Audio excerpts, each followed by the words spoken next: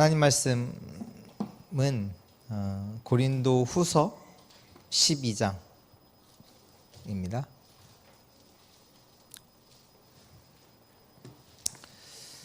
고린도 후서 12장 1절에서 10절 말씀.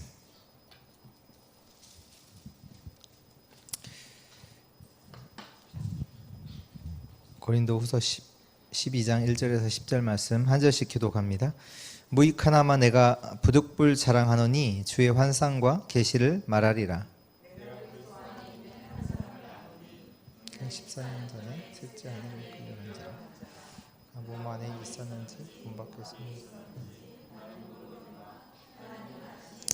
내가 이런 사람을 아노니 그가 몸 안에 있었는지 몸 밖에 있었는지 나는 모르거니와 하나님은 아시느니라.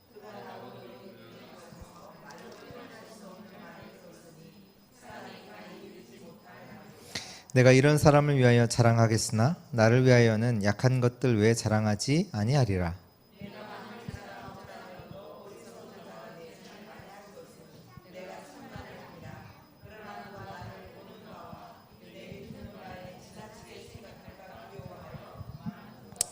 내가 여러 계시를 받은 것이 지극히 크므로 너무 자만하지 않게 하시려고 내 육체에 가시 곧 사탄의 사자를 주셨으니 이는 나를 쳐서 너무 자만하지 않게 하려 하심이라.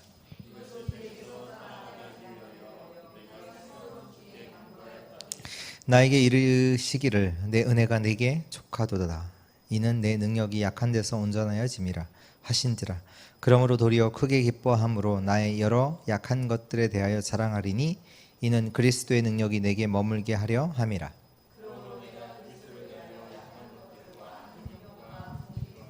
개와 권고를 기뻐하는 이는 내가 약한 그때 강함이라. 아멘.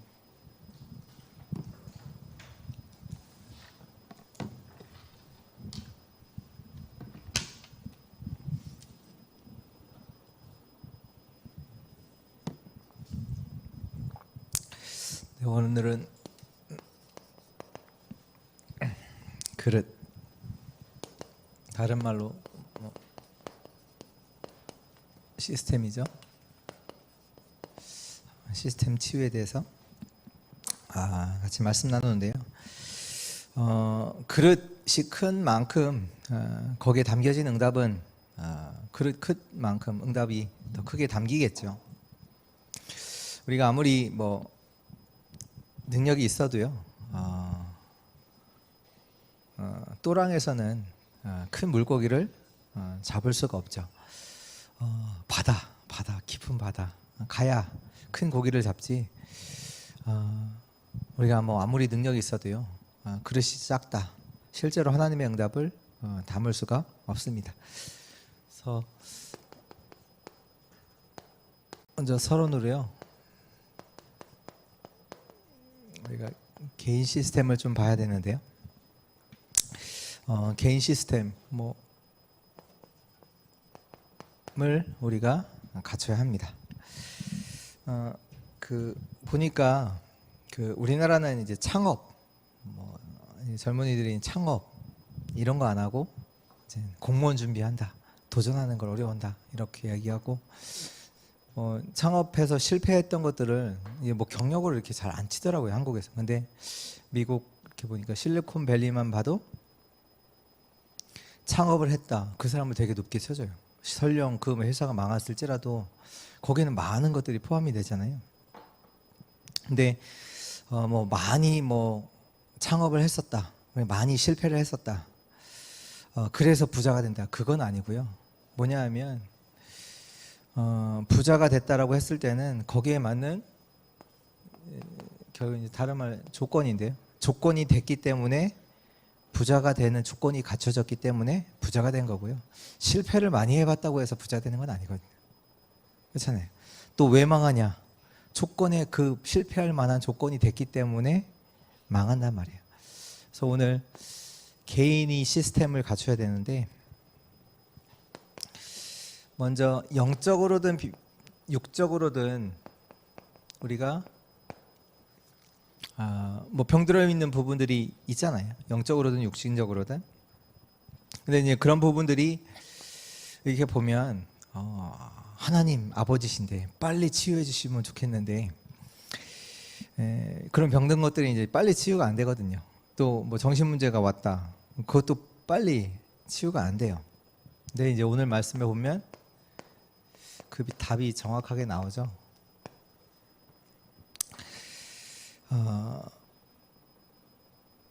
바울이 이제 오늘 보니까 자기 이제 사단 육체의 가시 곧 사탄의 사자를 주셨다 할 만큼 뭐 성경 기록에 보면 이거 뭐 간질이다 뭐 이렇게 얘기하는 사람도 있는데요.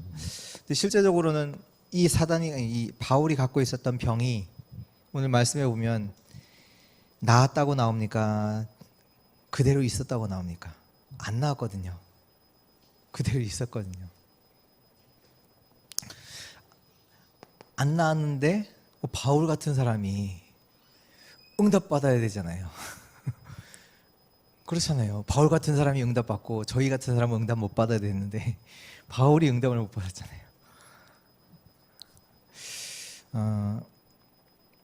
근데 성경 역사, 우리 이제 성경의 역사, 전체 역사 속에서 바울만큼 진짜 하나님의 응답을 누렸고 진짜 세계 복음화의 축복을 누렸던 사람은 없잖아요. 어떻게 보면 바울이 가장 대표적이잖아요. 그러니까 우리가 뭔가 병이 있다, 병이 낫는다, 그게 아니라 그 부분에 있어서 쉽게 우리가 얘기할 수가 없어요. 내가 이 사람이 응답받았다 안 받았다. 그게 아니라 그 칼빈, 요한 칼빈, 우리 기독교 역사 속에서 최고의 신학자 하면 또 칼빈을 꼽잖아요. 별명이 있어요. 종합병원. 네. 병이 워낙 많아서. 근데 그 사람이 한 시대를 움직였거든요. 뭐 영적 문제가 내게 와 있다. 뭐 한 부분으로는 뭐 물론 힘든 부분들이 있겠죠. 그러나 전체적으로 보면 그 안에 하나님의 정확한 계획이 있습니다. 그렇기 때문에 우리는 그거에 대해서 쉽게 말을 할 수가 없죠. 우리가 성경에도 보면 찬송가, 크로스비 지금까지도 우리에게 영향을 주잖아요. 그 눈이 치유됐냐? 치유 안 됐거든요.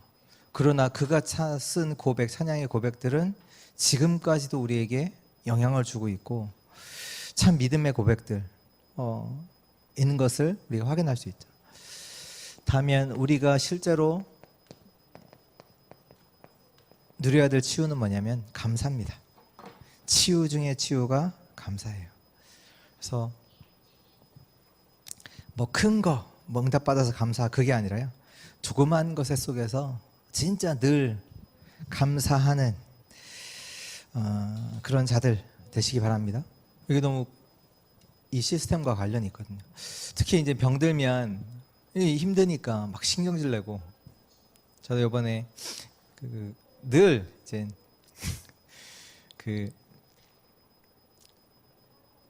어디를 이제 집을 떠나서 이제 이번에 부부 수양에 이렇게 가면이 아니라 늘 이제 집을 떠나서 어디 이제 딱 가족이 이제 같이 가면 처음에는 즐거운 마음으로 가죠. 가면 힘들어요. 힘들다는 게 뭐냐면 계획대로 안 돼. 왜냐면 아이들이 있으니까 뭔가 막 예상치 못한 일들이 일어나고, 그러니까 육신적으로도 또 뭐 이렇게 이동하고 뭐 이러면 피곤하잖아요. 그러면 당신이 해 이러면서 당신이 하지. 그걸 잘하는 사람이 당신이 하지. 왜 나한테 부탁해?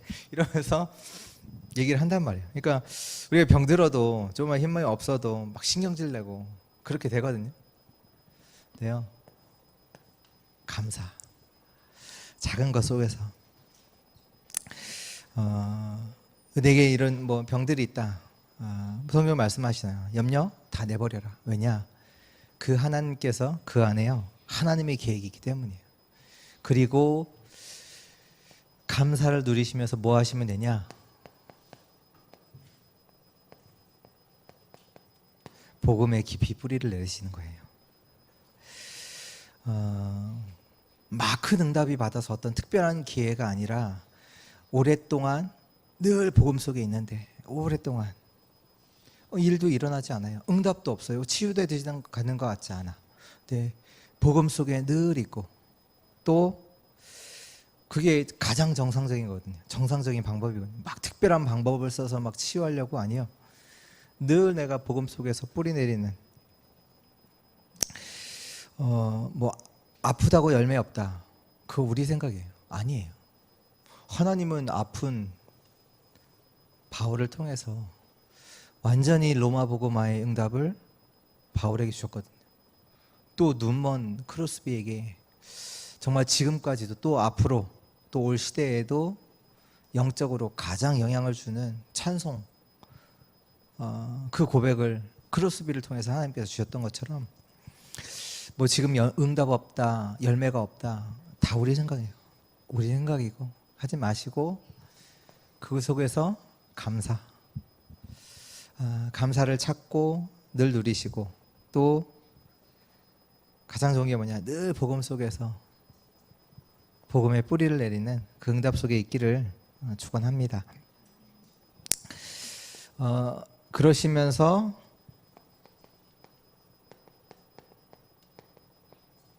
개인의 시스템을 갖춰야 되는데요.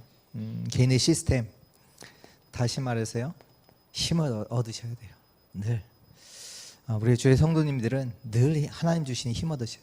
다시 말해서 기도를 말하죠. 그래서 가장 좋은 시간에 하나님으로부터 힘을 얻는 거. 어떻게 해요? 잘 아시는 정시기도 통해서. 근데 이것보다 더 좋은 게 뭐냐면 정시 예배. 그러니까 정시기도 하면 그냥 잠깐 기도하고 그냥 뭐 형식적으로 하게 돼요. 근데 정시 예배를 하게 되면 조금 더 집중되는 것 같아요. 제가 하다 보니까 막 찬송가도 막 찾고 어떤 찬송 할까. 또 평소에는 이게 같이 부르면 그냥 막 부를 수가 있잖아요. 근데 너 혼자서 찬송가를 부르면 이게 기억을 해야 돼요. 이게 인지를 하고 가사를 기억하면서 해요. 왜? 그거 모르면 1절 했다가 3절 하거든요. 1절 했다가 2절 해야 되는데 인식을 하고 있어야 돼요. 근데 그냥 같이 부르면 다른 사람들 1절 하고 있으면 1절 따라가고 2절 하면 2절 따라가고 그러잖아요. 정시 예배를 한다라고 했을 때 이미 자세가 저 개인적으로 봐도 다르거든요.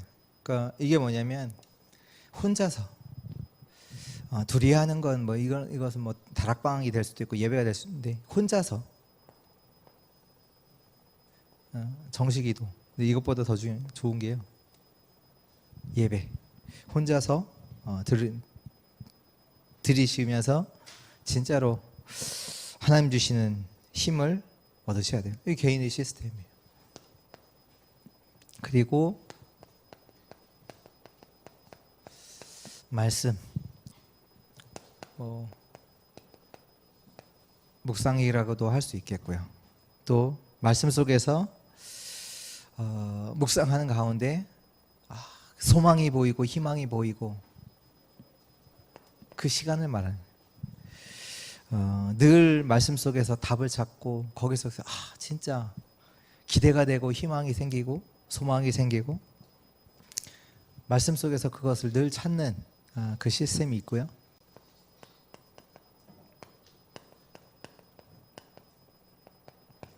전도 시스템 있어야 되겠죠. 뭐 특별하게 뭐 시간 내서 전도하러 간다. 그건 아니고요.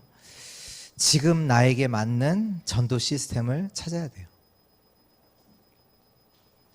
지금 나에게 맞는 전도 시스템 있다니까요. 나만 할 수 있는 자기에게 맞는 전도 시스템.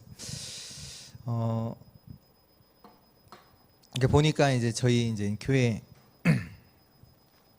단톡방에 늘 이제 황희재 장로님이 이제 보내시잖아요. 그게 개인이 하는 전도예요. 그러니까 아침에 보니까 이제 등산하시면서 메시지 하나 들으시고 같이 들으시고 묵상하시고 뭐 그거 개인이 하시는 거고 그리고 나서 이제 그 전달하는 거잖아요. 황 장로님이 만드신 게 아니라 전달하는 거잖아요. 그러면서 전달하면서 자기의 관련 교회 여기도 보내지만 실제로 이제 자기 연결되어 있는 사람들에게 기도하면서 다 보내실 거란 말이에요. 근데 그것을 계속했던 사람이 지금 이제 그 주일마다 오후 예배 때 오는 문구체책 그 몽골에서 오신 그 집사님, 이제 뭐 거의 내수 교회 거의 집사님인데 지금은 이 다락방 메시지 듣고 하나님께서 나에게 이 복음 알게 하시려고 나를 이 땅에 보내셨다. 그리고 내가 할 일은 내 나라에 가서 이런 제자들 복음 증거하는 거, 그거다. 이제 딱 답이 나셨거든요. 근데 그것이 그냥 된 게 아니라요. 그 이전에 황 장로님이 한국에 계실 때 그 다문화 센터에서 한국어 가르치셨어요. 그 중국에 가기 전에. 그때 연결됐던 사람이에요. 그때부터 이제 계속 자료를 늘 전달했던 사람 중에 한 사람이에요. 그 계속 이게 된다는 얘기는 이게 있다는 거잖아요. 개인이 나의 전도 시스템이 있다는 거잖아요. 그 늘 하고 중국에 있을 때도 보내고 베트남에서도 나의 시스템, 내가 나만 할 수 있는 뭐 장소 상관없어요. 중국에 있어도 할 수 있잖아요.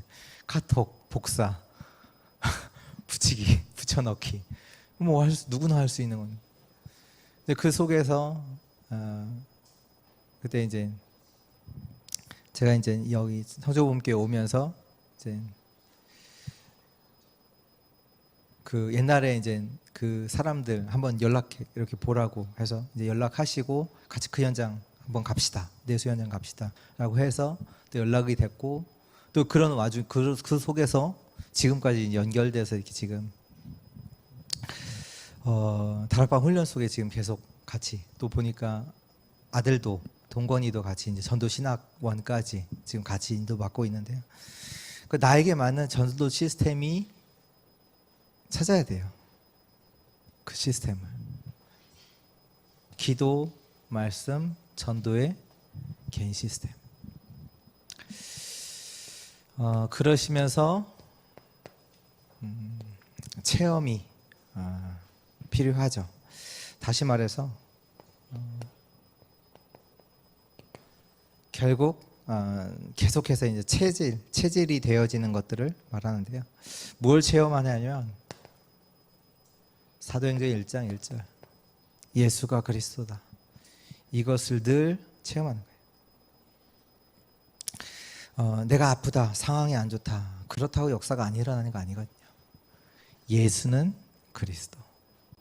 그 고백할 때마다 하나님은 역사하십니다.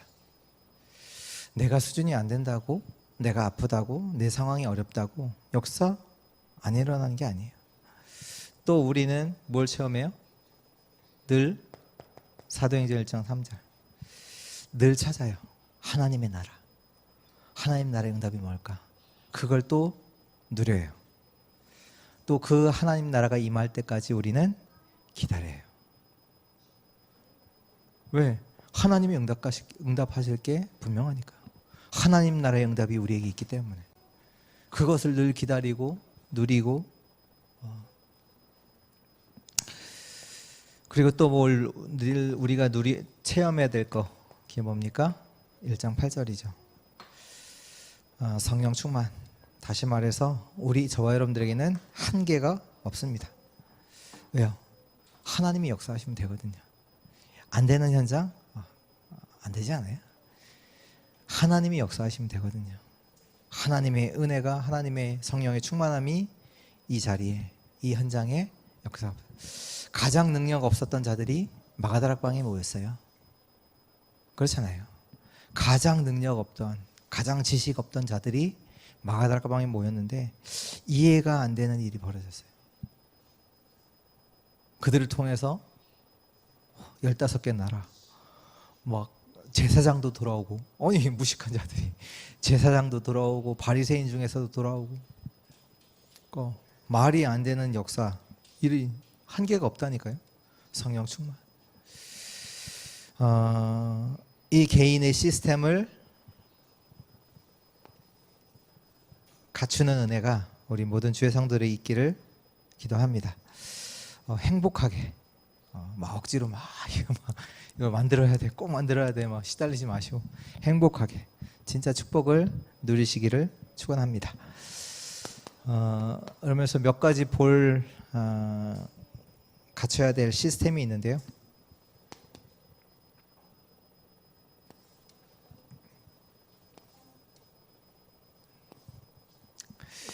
먼저는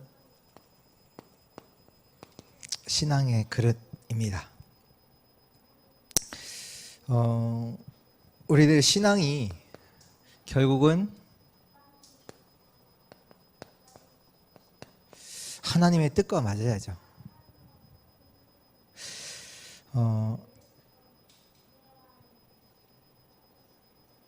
결국 하나님의 뜻은 뭐냐면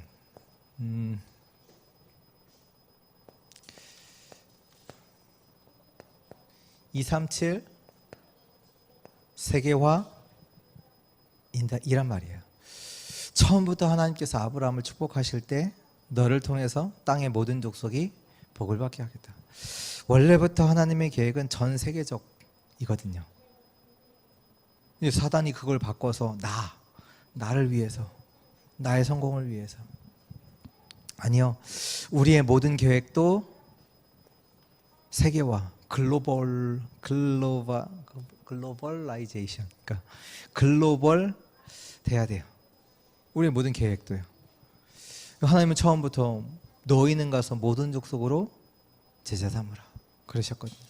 그러니까 우리도 역시도 자꾸 우리 신앙을 딱 나에게만 딱 두지 마시고 전 세계를 살리는 그 응답을 두고 딱 신앙을 딱 그 그릇을 갖춰야 되고요. 또 하나님은 미래적이세요. 오늘만 보지 않으세요.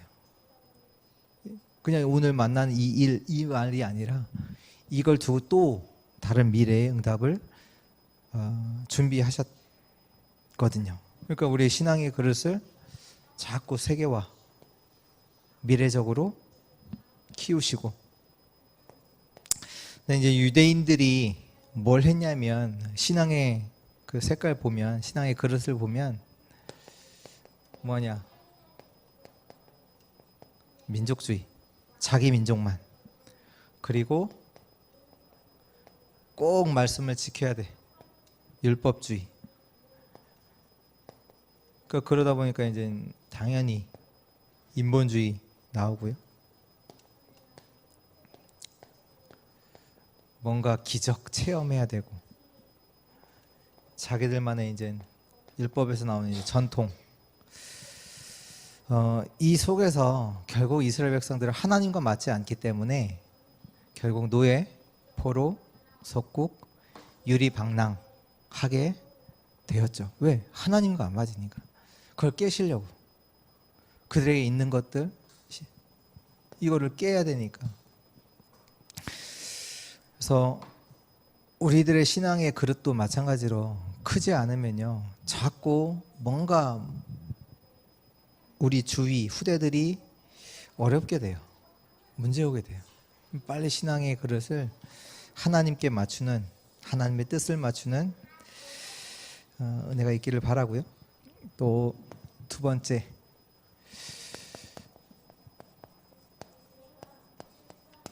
생각의 그릇을 넓혀야 되는데요. 사도행전 11장 1절에서 18절의 말씀, 우리 몇 주 전에 우리 초대교회가 그 이방인과 식사하는 것 때문에 자꾸 문제 삼았잖아요. 초대교회가. 그 얘기는 뭐냐면 그들이 옛날에 갖고 있었던 과거, 또 그들의 체질, 그거를 그대로 갖고 있단 말이에요. 그대로. 근데 거기서 벗어나야 돼요. 그래서 결국은 하나님께서는 어느 교회를 쓰셨냐면 중요한 응답을 안디옥 교회를 통해서 하나님께서 실제로 세계 살리는 역사를 안디옥 교회 중심으로다가 다 하셨죠. 그럼 자꾸 이제 좁게 생각하는 거, 자꾸 옛날에 과거에 있었던 거, 그거 아니고요. 그 자꾸 이제 거기서 벗어나시고 넓히시고 갱신하시고. 근데 이 초액도액계가 어느 정도까지 갔냐면 사도행전 13장 1절에 보면 선교사를 파송하잖아요. 선교사를 파송하는데 진짜 이때 시대를 보세요. 지금 그 안디옥 교회에서 흩어진 자들이 모여서 교회를 하나 세웠단 말이에요. 한 번도 생각해 보지 않았던 거예요. 선교사를 파송한다는 게. 그런데 선교사를 보냈다니까요. 근데 선교사로 보내는데 누구를 보내냐? 누구 보냈습니까? 담임 목사랑 부목사를 보내요.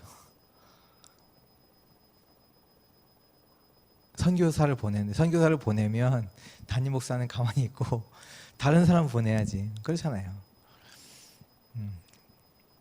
근데 지금 말로 따지면 임마누엘 서울교회가 유목사님을 선교사로 보내. 안 맞나? 네, 그 정도로 초대교회가 이 안디옥 교회가 그 생각의 그릇이 완전히 지금 이거 완전히 진짜 세계를 품을 만큼 237을 살린 만큼의 그런 그릇이었단 말이에요. 또 여기에 선교사만 보낸 게 아니라 그 팀에 보면 이제 산업인까지 들어가고요.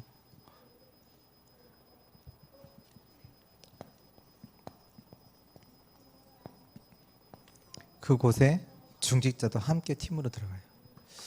보시면 알겠지만 사도행전 18장에 보면 고린도 교회, 고린도 지역에서 사역할 때 바울의 복음을 듣고 담낸 브리스길라, 아굴라 그 부부가요. 바울 움직일 때만 그때부터 따라 붙어요. 완전. 내가 이 일에, 전도자를 돕는 이 일에 내 일생을 걸겠다. 그래서 나중에 로마서 16장에 고백이 나오잖아요. 이 사람들은 나를 위해 목숨까지도 내는 자라. 그러니까 그릇이 진짜 생각의 그릇을 우리 모든 주의 성도들이 넓히는 그 시스템이 치유되는 은혜가 있기를 바랍니다. 이런 부분은 이제 눈에 안 보이는 부분이었고요. 또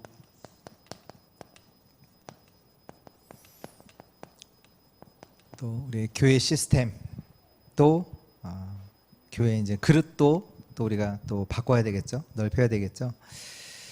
어떻게 보면 시스템 이 부분을 제대로 못 만들면 결국은 이제 무너지거든요.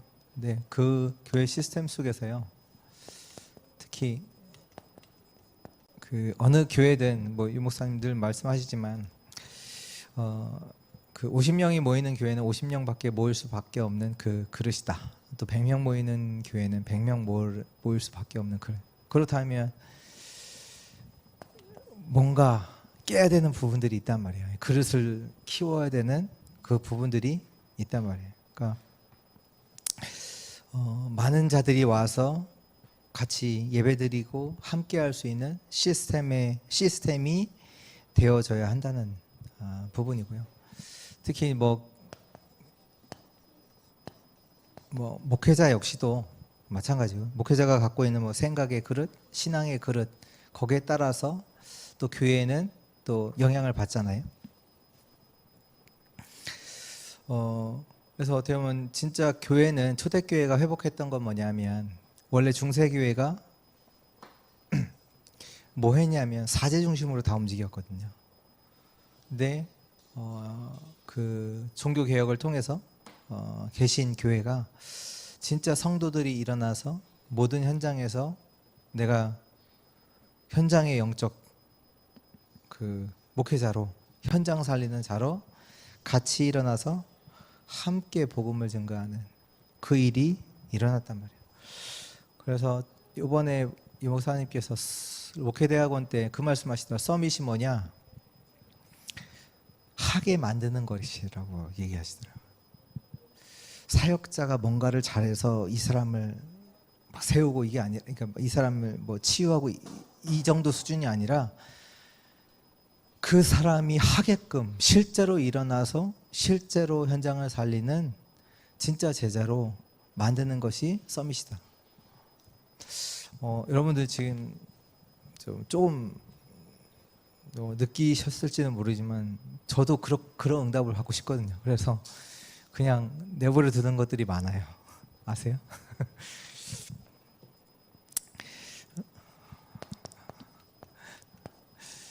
성도, 또 성도의 생각, 또 그 시스템, 그것들이 또 교회, 또 그릇으로 또 나오게 되죠. 그래서 우리 주의 성도들이 아까 말씀드린 것처럼 나는 진짜 아파도 상관없다. 나 어려워도 상관없다. 한번 누구든지 다 간다.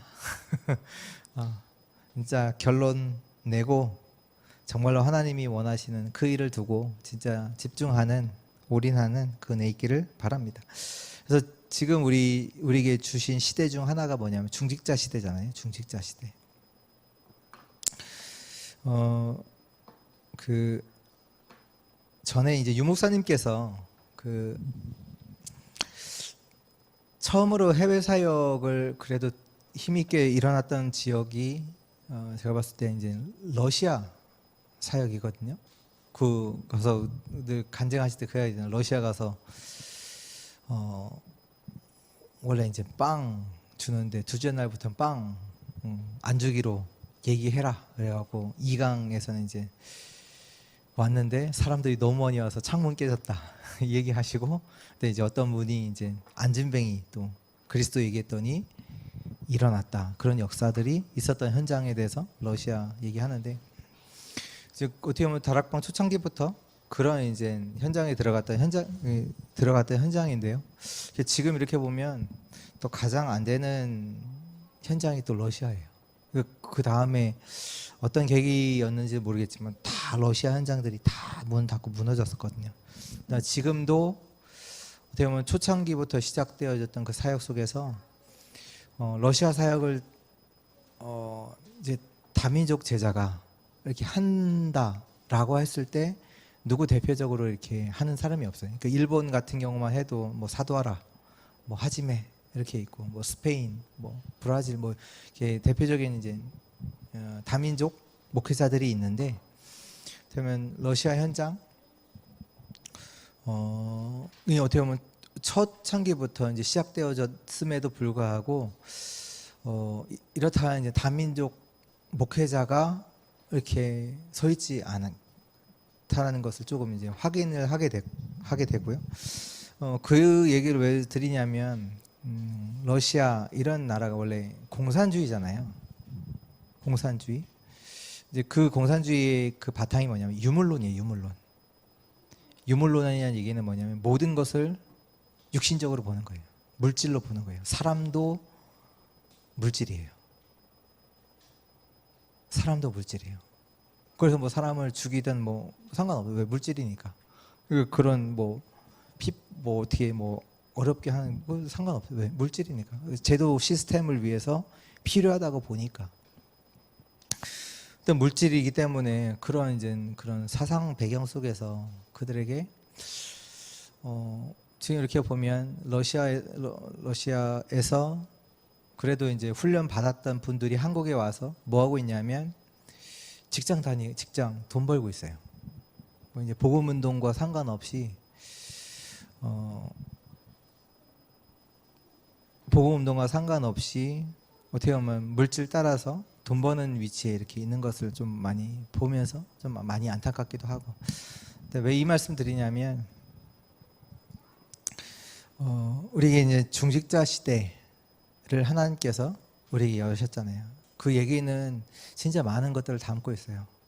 그냥 교회가 알아서 이렇게 막 이게 그냥 목회자가 뭐 한다 이게 아니라 진짜로 중직자들, 또 그 안에서 기름 부음 받은 장로님들, 이분들이 실제로 일어나서, 이게 기름 부음 받는 거는 이거 뭐 되물리는 건 아니잖아요. 영원한 거잖아요. 영원히 내가 정말로 하나님이 원하시는 렘넌트 키우고 현장을 살리겠다, 여기에 대한 결단이거든요. 실제로 일어나서 완전히 교회를 살리는 그 일이 우리 주의 또 성도들을 통해서 특히 중직자 또 장로님들을 통해서 일어나기를 또 기도합니다. 그래서 우리가 뭐 혼자 한다 한계와요. 다 같이 일어나서 함께, 그렇잖아요. 제가 뭐 어떻게 청주지역 살리겠습니까? 우리 주의 성도들이 있는 현장마다 일어나서 이 청주지역 전체를 살리는 그 일이 일어나기를 기도합니다. 그리고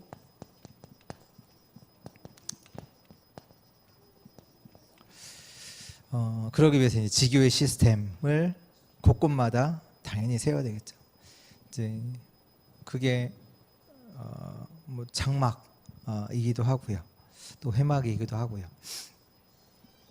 실제로 우리에게 주신 이제 20가지 전략을 가지고 곳곳에서 말씀운동, 복음운동 하는 그 지교회, 교회가 일어나기를, 그것이 이제 교회 시스템이 돼야 되겠죠. 그래서 이 속에서 하나님은 어떤 일을 벌이시냐면 사도행전 2장 9절에서 11절에 그 중요한 제자들을 딱 모이게 하시죠. 뭐 그런 제자들은 뭐 흔들리지 않습니다. 완전히 생을 이 시스템 속에 진짜 거죠. 하나님께서 내가 이거 하도록 나를 부르셨다. 진짜 담난 자잖아요. 사도행전 3장에 보면 안진뱅이 나오잖아요. 그 사람이 바뀌겠습니까? 아니잖아요. 진짜 복음 그 자체가 증인이잖아요. 증인. 서 있는 것만 해도 그게 전도고 증인이고. 또 사도행전 8장 4절 8절 보면 이제 사마리아 성에서 예수 그리스도의 복음 듣고 귀신 잡혀 있던 자들이 또 치유받고, 그런 자들이 변하겠습니까? 안 변하잖아요. 정말로 어디에 현장을 가든 그리스도를 말하고 그리스도의 증인으로 섰겠죠. 그러니까 결국은 영원히 남는 로마서 16장의 그 사람들, 그 시스템을 만드는 것이 교회 시스템입니다. 이렇게 할 때 그 현장에 흑암이 꺾여요. 뭐 큰 응답, 그것보다 더 중요한 게 뭐냐면 마귀 세력이요 완전히 묶이게 되죠. 그 하나님의 일이 현장에 나타나죠. 우리가 전도 한번 했다 그게 아니라 이런 교회 시스템들을 만들어 나갈 때 눈에 보이지 않는 흑암은 완전히 꺾이고요, 사단은 떠나가게 돼 있습니다. 또 이 속에서 뭐 행정도 나오고요, 그럼 사역도 나오고, 그런 시스템들이 당연히 필요에 따라서 나오겠죠. 그 사역마저도 중요한 응답으로, 정말로 현장을 살리는 응답으로 연결이 되어집니다.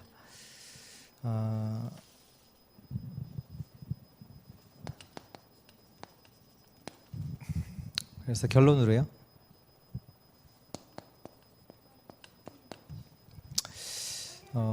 노아가 그것을 봤고요. 산에서 이제 방주를 만들었지만 실제로 이 그릇이 되어졌단 말이에요. 그냥 뭐 나만 위해서 이렇게 한 게 아니라 120년 동안 큰 그릇을 진짜로 보고 준비를 했고, 처음에 이제 아브라함도 처음에는 헷갈리고 했지만 나중에는 진짜 하나님께서 원하시는 그 시스템을 봤잖아요. 그래서 그가 기도하기 시작했고, 또 모든 민족 살리는 그 믿음의 조상 아브라함의 응답을 그가 누렸고요. 또 렘넌트 7명도 마찬가지로 그릇을 준비했잖아요.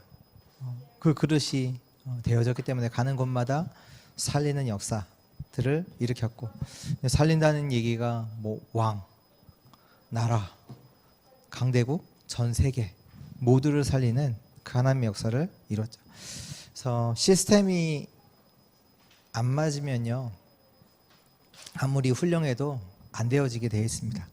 그래서 저와 여러분들이 안 될 수밖에 없는 그 불신앙들 빨리 깨시고 이 개인의 그릇, 특히 이제 개인의 시스템, 이것을 준비하는 자들 되기 바랍니다. 그 아무리 뭐 훌륭해도요, 낚싯대 가지고는 이제 고기를 많이 못 잡죠. 그물을 던져야죠. 그렇잖아요. 그래서 내게 어려움 와 있다, 상관없어요. 시달리고 있다, 상관없어요. 이 개인의 시스템 속으로 들어가는, 그래서 여러분들을 통해서 현장이 살고 교회가 살아나는 일이 계속해서 있기를 주 예수 그리스도 이름으로 축복합니다.